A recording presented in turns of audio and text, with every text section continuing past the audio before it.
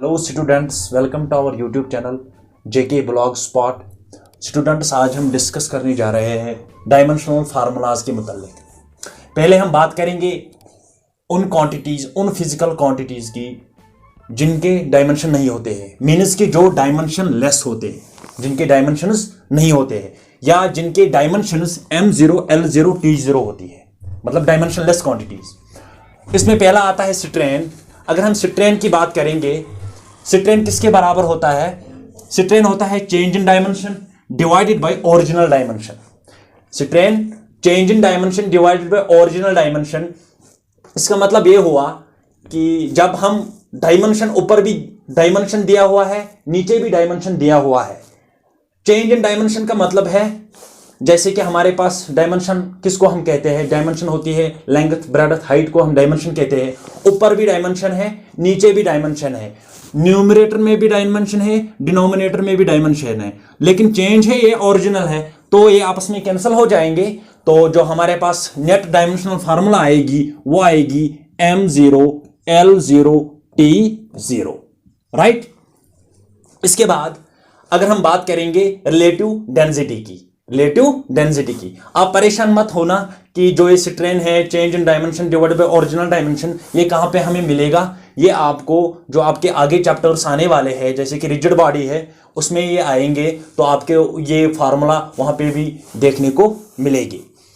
दूसरी जो है वो है रिलेटिव डेंसिटी और स्पेसिफिक डेंसिटी। ये दोनों जो है, दोनों फिजिकल क्वांटिटीज जो है, इनके फार्मूला किसके बराबर होती है? Density of a material divided by density of a water, H2O water at 4 degree centigrade.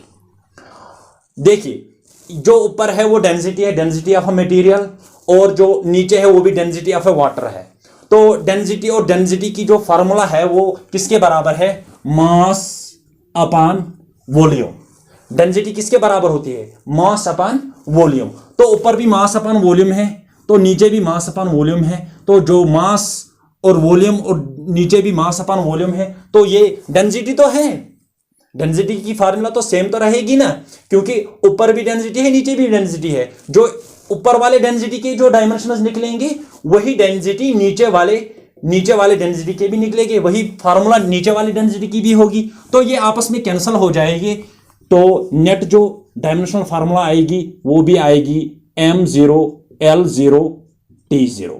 मतलब ये जो रिलेटिव डेंसिटी और स्पेसिफिक ग्रेविटी, इनके डायमेंशंस नहीं होते, ये भी डायमेंशन लेस क्वांटिटी है। आज हम डिस्कस करेंगे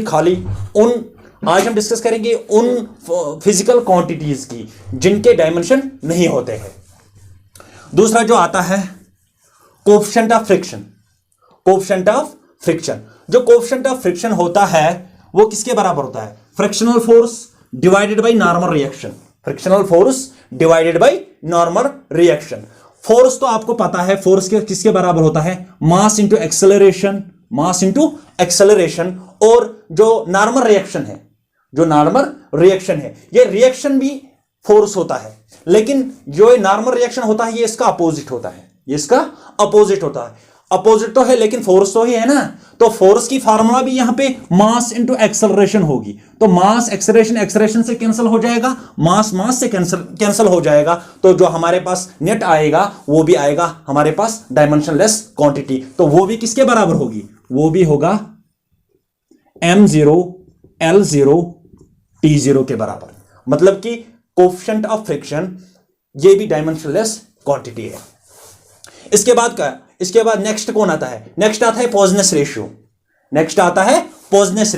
पॉइजनस रेशियो भी किसके बराबर होता है? Lateral strain divided by longitudinal strain. अगर हमने ऊपर डिस्कस किया था, जो स्ट्रेन होता है वो भी डायमेंशनलेस क्वांटिटी होती है, और जो ये भी है lateral strain divided by longitudinal strain. ये किसकी फार्मूला है? पॉइजनस रेशियो की। तो स्ट्रेन ऑलरेडी तो डायमेंशनलेस क्वांटिटी है, लेकिन अगर यहां पे देखेंगे लॉन्गिट्यूडिनल स्ट्रेन, तो स्ट्रेन से कैंसिल हो जाएगा। मतलब सिर्फ फर्क यह है कि ये लेटरल स्ट्रेन है और ये लॉन्गिट्यूडिनल स्ट्रेन है। तो नेट जो आएगा हमारे पास डायमेंशन, वो भी डायमेंशनलेस क्वांटिटी होगी m0 l0 t0, right. Mechanical equivalent heat. Next आता है मैकेनिकल इक्विवेलेंट हीट। ये किसके बराबर? इसकी फार्मूला जो है वो किसके बराबर है? Work upon heat. Work upon heat. Mechanical equivalent heat किसके बराबर होता है?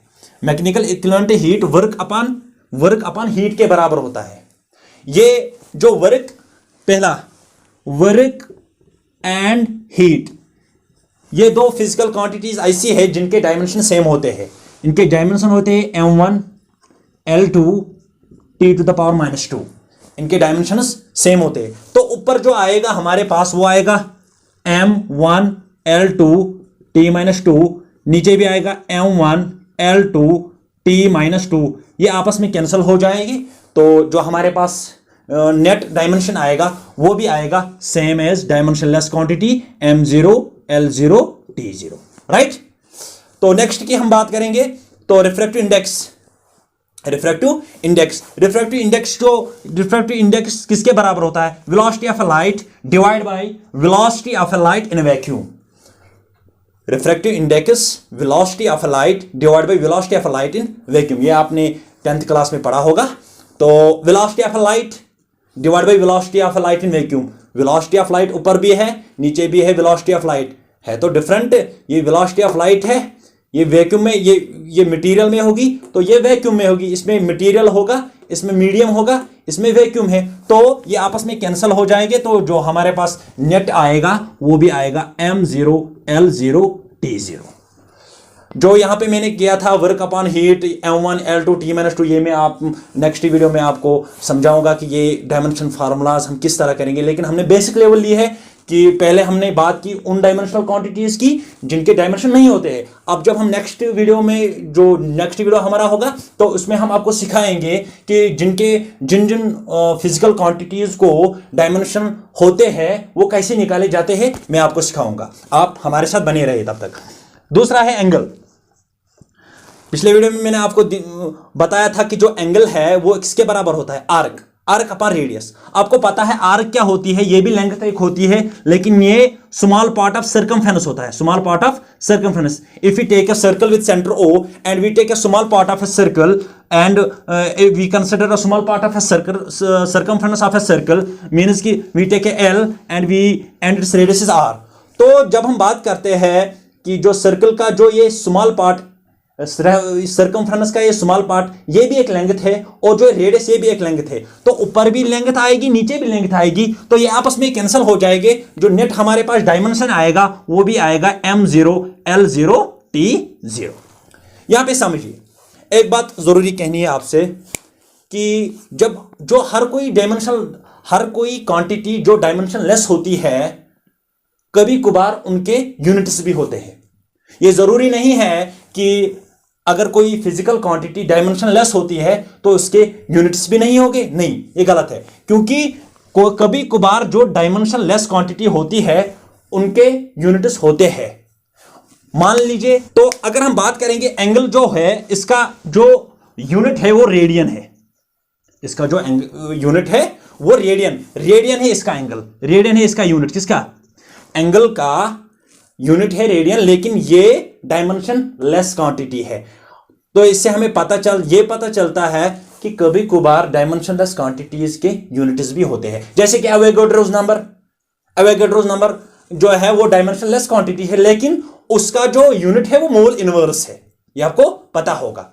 और दूसरी और बात करेंगे और डायमेंशन लेस क्वांटिटी, जैसे कि रिलेटिव परमिटिविटी है जो इप्सिलॉन r से डिनोट की जाती है, और रिलेटिव परमेबिलिटी म्यू 0 से डिनोट की जाती है, ये भी डायमेंशन लेस क्वांटिटी है। तो आज हमने डिस्कस किया था वो क्वांटिटीज जिनके डायमेंशन नहीं होते हैं, तो कल हम बात करेंगे वो उन क्वांटिटीज की जिनके डायमेंशन होते हैं। लास्ट वन जो हम डिस्कस करने जा रहे हैं, फाइन स्ट्रक्चर कांस्टेंट। ये भी डायमेंशनलेस क्वांटिटी है, इसके भी डायमेंशन m0 l0 t0 है। ये जो फाइन स्ट्रक्चर कांस्टेंट है वो किसके बराबर होता है? वो होता है speed of electron in orbit divided by speed of light in vacuum. For hydrogen atom,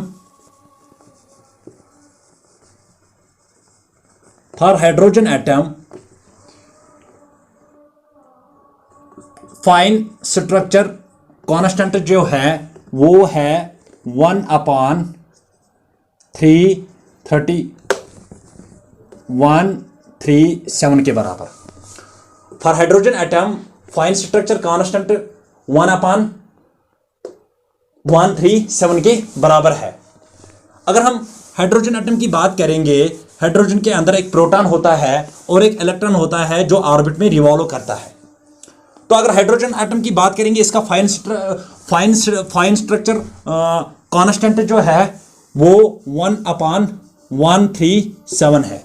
और फाइन स्ट्रक्चर कांस्टेंट किसके बराबर होता है? वो होता है speed of electron in light, speed of electron in orbit, that mean speed हम V से डिनोट करेंगे, speed of electron in orbit divide by speed of light हम डिनोट करेंगे VLC। स्पीड ऑफ लाइट हम डिनोट करेंगे VLC।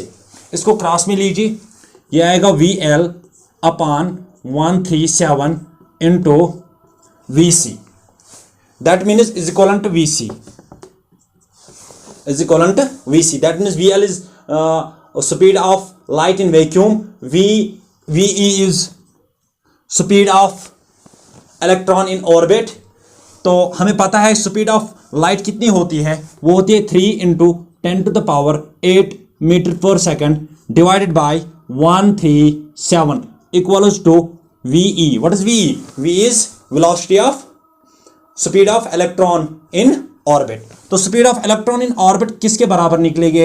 इसको 3 × 10⁸ metre पर second divide, मान के चले अगर हम इसको 100 ले जाएंगे तो 100, तो ये 2 0 और यहाँ से 2 कटेंगे, तो velocity of orbit, velocity of speed और velocity speed of electron in orbit किसके बराबर आएगी? 3 × करीब 3 × 10⁶ के बराबर आएगी।